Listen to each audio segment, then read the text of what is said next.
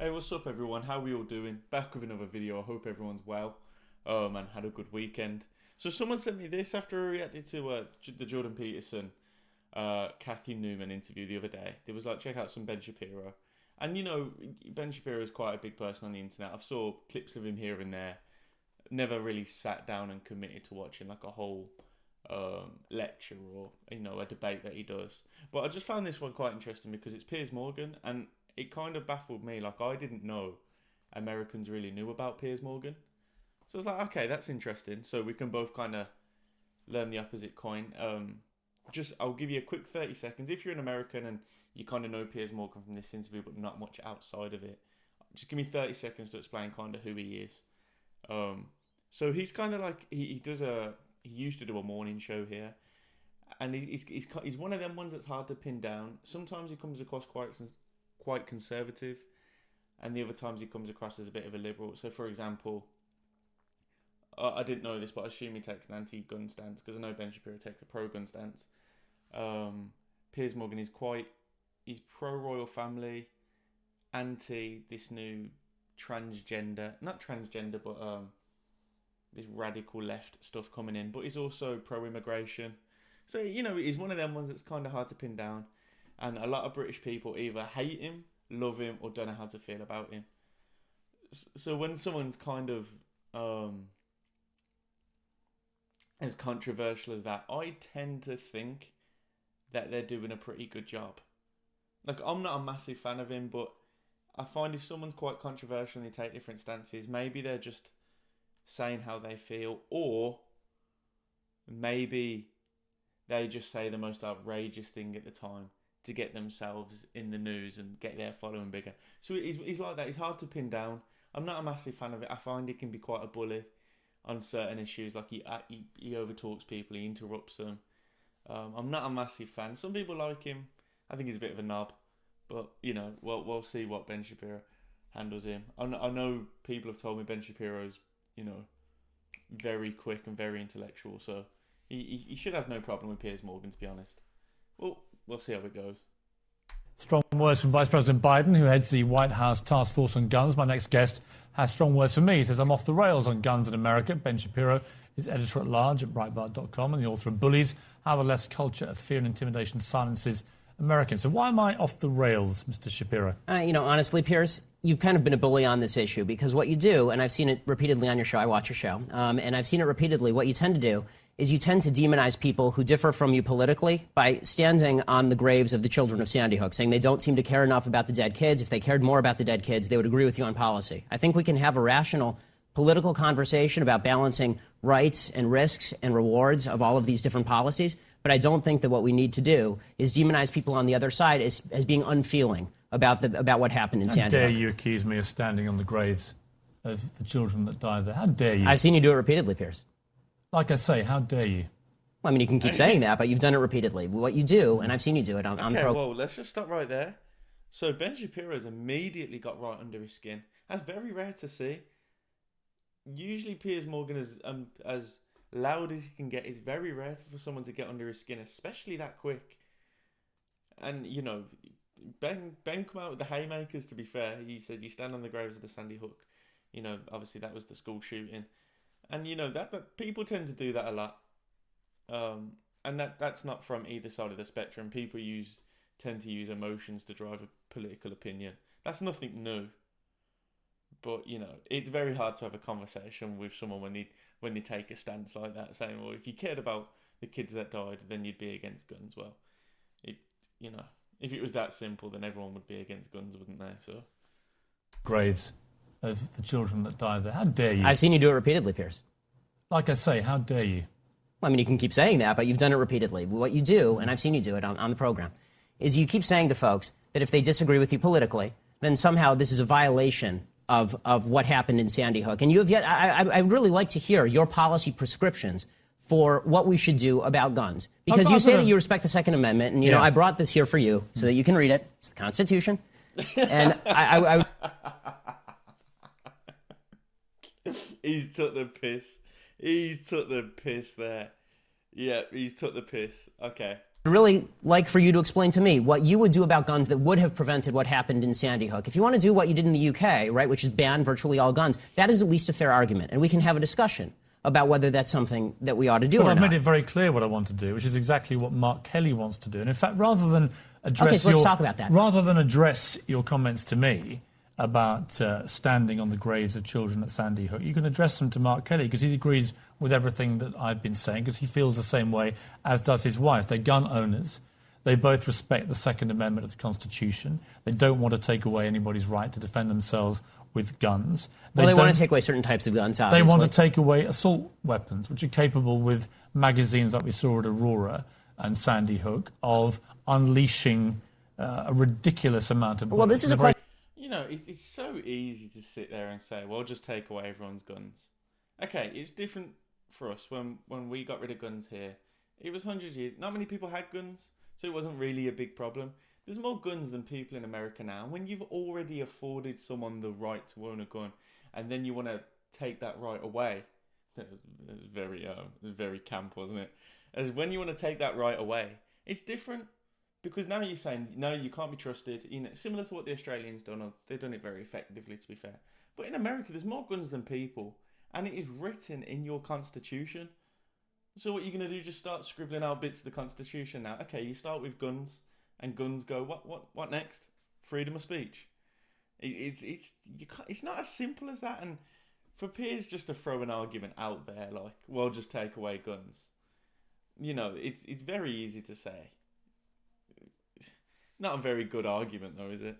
Question I wanted to ask you, Piers, because I've seen you talk about assault weapons a lot, and I've seen Mark Kelly talk about assault weapons. The vast majority of murders in this country that are committed with guns are not committed with assault weapons; they're committed with handguns. Okay, so, are you willing to ban handguns in this country across the country? No, that's not what I'm asking for. Why not? Let me ask you. Don't you care about the kids who are being killed in Chicago as much as the kids in Sandy Hook? Yes, I do. Then why don't you care about banning the handguns in Chicago? We'll come to that. Let me ask you this. What was the weapon used at Aurora in the movie theatre? It was an assault rifle, sure. Okay. What was the weapon used in the Oregon shopping mall? I believe it was an assault rifle, correct? Okay. What was the weapon used at Sandy Hook? It was an assault rifle. What was the weapon used at the incident around Christmas when the firemen were lured to their deaths, the New York State firemen? And bought illegally. That was an assault rifle. Right, so the last 4 mass shootings in America were all the assault rifles. And the vast that is the reason. That is a very terrible argument. So, if you're an audience and you sat at home and you're watching this, Ben Shapiro's already set the premise that the number one weapon used for gun crime in America is handguns. He's already said that. And now, Piers Morgan, because he structured his argument in a certain way, he's unable to come away from that path. So he has to push on the assault rifle path. So Ben Shapiro has happily said, yeah, assault rifle. That's taken a total of, I don't know, I'm just going to throw it out there. That's taken a number of 200 lives. But he's already said, whatever that number comes to, pistols take more. And Piers Morgan is so set on his path, he's unable to move away from this argument. Well, Mr. Shapiro, and you can smirk at me and you can laugh at me. I'm not smirking. And you can accuse me of standing on the graves of dead children. And being a bully, yes. But that is the reason that people like me and Mark Kelly and Gabrielle Giffords want to have assault weapons like that removed from civilian hands. Your passion on the issue point. doesn't really justify the rationale for why you want to ban assault weapons, you but don't not handguns. understand why we want to remove the preferred weapon of choice, these killing machines, well, I would like from you the to hands of deranged young men. All I'm asking is for you to be philosophically consistent. If what you're worried about is the removal of killing machines from the hands of deranged young people, then maybe we should talk about a blanket gun ban. And let's get to what the left really wants here. And you say that you're for Why the Second Amendment. Why is it about left or right? Because in Britain this never is about left or right, this issue. Why is it here? Well, we can talk about Britain in a second. I think the reason that it's about left and right here is because fundamentally... Why has he made it about Britain? You've come on CNN, an American show, to talk about an American problem with an American. And you've clearly failed to get anywhere in this argument. So you've tried to bring it back to your home territory. And just for example, we never really have a gun debate over here. So when they say it's a left and right issue, it's not. It's just not a debate here because we don't have guns. So that was a very weird thing to say. Well, we can talk about Britain in a second. I think the reason that it's about left and right here is because fundamentally the right believes that the basis for the Second Amendment, and they believe in the Second Amendment, the basis for the Second Amendment is not really about self-defense and it's not about hunting. It is about resistance to government tyranny. That's what the founders said, and that's what the right believes in this country. Which tyranny are you fearing yourself? I fear the possibility of a tyranny rising in this country in the next 50 to 100 years. Let me tell you something, Piers. The fact that my grandparents and great-grandparents in Europe didn't fear that is why they are now ashes in Europe. So this kind of leftist revisionist history, where there's never any fear of democracy going usurpacious or tyrannical, is just that. It is fictitious. Just to clarify your position then, the answer to Sandy Hook, as it was to Aurora, as it was to Gabrielle Giffords, as it was to Columbine and Virginia Tech, is you do nothing. Is that your position? And that's not my position. What is your position? My position is that we have to calibrate laws that are designed to get guns out of the hands of bad people and keep guns in the hands of good people who want to buy them. This idea of more guns versus less guns. How do you do that? Well, I think one of the ways that you do that is by better screening for mental illness. I think that you do better background checks. Was Adam Lanza's mother a good person? I don't know whether she was a good person or a bad person. I know she was irresponsible with her guns. Has there been any evidence to suggest she was not a good person? No, but there's been significant evidence to... So by your criteria, she would have been... Wait a minute. By your criteria of the good people should be allowed the guns and the bad people shouldn't, she would have been allowed the guns. She was an irresponsible person. She didn't keep her guns locked up. And that should be against the law. Okay, well, I'm not going to lie. I don't really know how that can happen. From Ben Shapiro's point of view, I don't really know how you do better mental health screening checks because, if you lived a whole life as a good person, no criminal convictions or prior mental health issues, when you do commit your first crime, you can have an assault rifle. So I don't really know how that check would go down. I think if you're going to have guns, as bad as it sounds, you just have to accept the fact that this is going to happen. And you can take all sorts of countermeasures to reduce the amount it does happen, that's fine. But I think you just do have to accept that there are incidents going to be like this if we are going to afford our citizens the right to own guns. So I don't really know what Ben Shapiro means. Maybe he can't explain it fully because Piers Morgan keeps cutting him off. I'm not sure. But again, Piers Morgan isn't really putting any good counter arguments across. So at this point, Ben Shapiro can just kind of say what he wants and get away with it because Piers Morgan is just not on the same level. I think it's pretty easy to tell that he's not. If you have a mentally ill person in your house, right. So then we're talking about laws that we can both agree on. Piers. I don't know why you're disagreeing with me on this. Then she becomes a bad person, does she? Well, no, it's not a matter of morally good versus morally bad. You set the criteria, good and bad. So is she good or bad? You're right, Piers. I should have said responsible versus irresponsible. That's correct. Okay, so she goes from good to bad. No, she goes from responsible to irresponsible.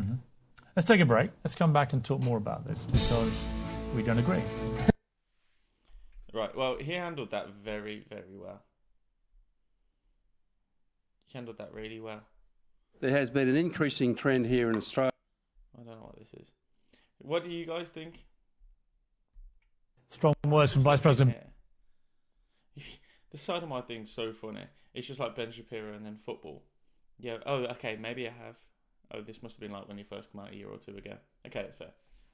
But yeah, I think Piers Morgan really let himself down there. I'm not gonna lie. I think he done an awful job. I think, you know what it is? I think it's when TV hosts or presenters, they pre-structure an argument for when they have a guest come on or a guest arrive, and then they try and stick to that. Whereas someone like Ben Shapiro or Jordan Peterson, who we watched last week, just has kind of like the liquid IQ, just to, and I don't know what you call it, their ability to debate. Their ability to debate is just so strong that they've probably come up against people like this all the time who have a structured argument, who probably say the same things and have the same ideas, the same countermeasures, the same laws and the same examples. So they can just weave in and out pretty easily. No need to worry. I think that's why you always find it very interesting when you get two great debaters together like Slavan Zizek. I've watched... Did I watch him and Jordan Peterson debate? I know I've saw clips of it.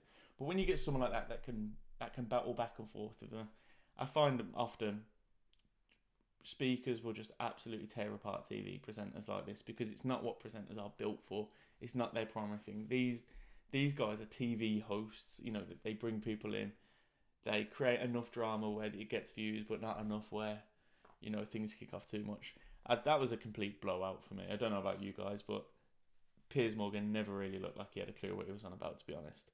Anything he did say was kind of emotionally fueled. Not too much thought behind it. Well, maybe a fair bit of thought behind it, but, he's basing his arguments off emotion. Ben Shapiro just come in with, facts don't care about your feelings. That sort of thing, and it's kind of killed him, to be honest. Let me know if you guys want me. I just noticed it's CNN. What an idiot. Of course, Piers Morgan's representing CNN. That's so blatantly Piers Morgan thing to do. Let me know if you want me to react to more this sort of stuff. I saw some guy ask me to react to Jordan Peterson and Ben Shapiro was on the same show, and it was hosted by a different guy. I can't remember what the show is called. But they asked me to react to it. Maybe you know what I'm on about. If you want me to do it, let me know. But I can't remember what it's bloody called. But yeah, peace out, everyone. Thanks for joining me. Like, comment, subscribe, all that good stuff. Plenty more of this coming if you want to see it. If not, just drop down in the comments what you do want to see. Take it easy, guys.